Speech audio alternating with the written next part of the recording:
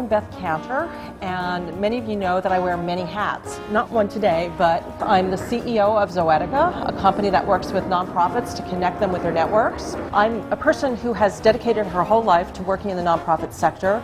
I've been working with nonprofits for the last 30 years. The first half of my career in nonprofits was focused on working with arts organizations, initially in development offices and marketing. And I had the opportunity to work with different funders like the National Endowment for the Arts and analyze different grant applications for large fundraising campaigns. Then later I branched out to working with other types of nonprofits. And so it came as no surprise that I was an early adopter of social media tools. I started blogging because I had adopted 2 kids from Cambodia, and I was blogging about Cambodian culture. And actually my first comment on my Cambodian blog was from a Cambodian blogger. And I thought it was so cool that I could use these tools to reach out to some young person in Cambodia who I didn't even know, who could help me learn about the culture and teach it to my kids. And I'm the co-author of the Network Nonprofit.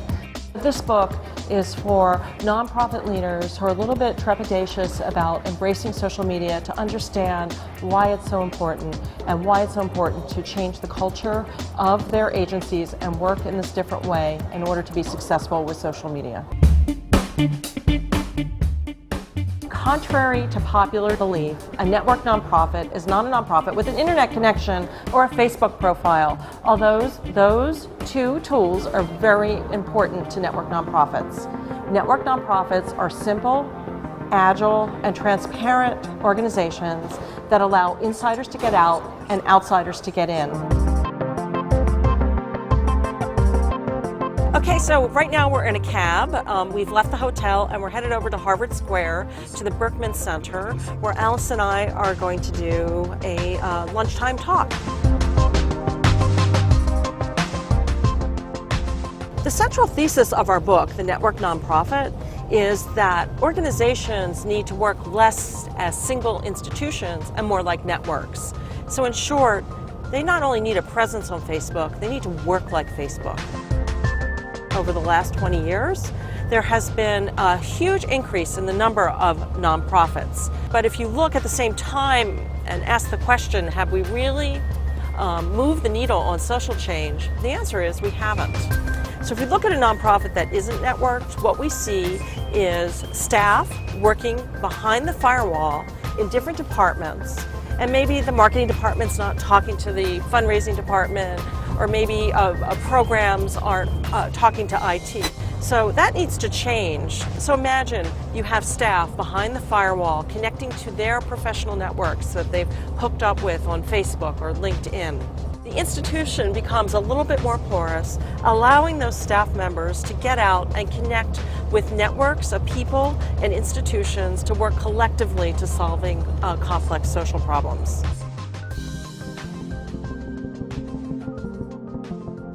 The change that I just described is, a transformation in the way that nonprofits need to do their work to become network nonprofits. And as you can imagine, change is hard. I mean, think about it.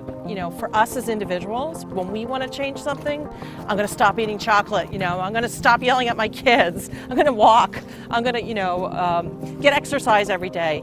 Change is hard for us as an individual, but it's even harder. It's magnified when you have to change a whole organization, especially a nonprofit institution that's been around for 50 or 100 years and has a whole style of working.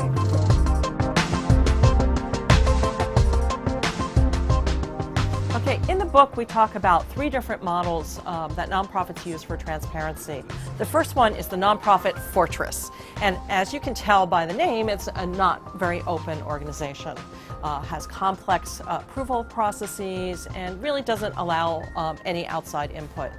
The next model is one that we call transactionals, and in short, they treat their networks and their stakeholders like ATM machines. Their only interaction with them is an ask. And I'm not saying that nonprofits shouldn't ask for money or volunteers or people to sign petitions, but what we're saying is that that shouldn't be the only mode of interaction, because it prevents the very important work of relationship building, which is key to success. And the last model is something that we struggled hard to find the right metaphor for, And initially we were thinking glass building, but there's still a wall with glass buildings. So we came up with the concept of a sponge. A sponge attaches itself to the ocean floor and is able to bring nutrients in and let waste come out. And so we think that is the model and the metaphor for network nonprofits to embrace transparency. They go out in their communities, they leverage their networks, support legislation to make their communities a better place to live, and in the end, they're on the forefront of social change, making the world a better place.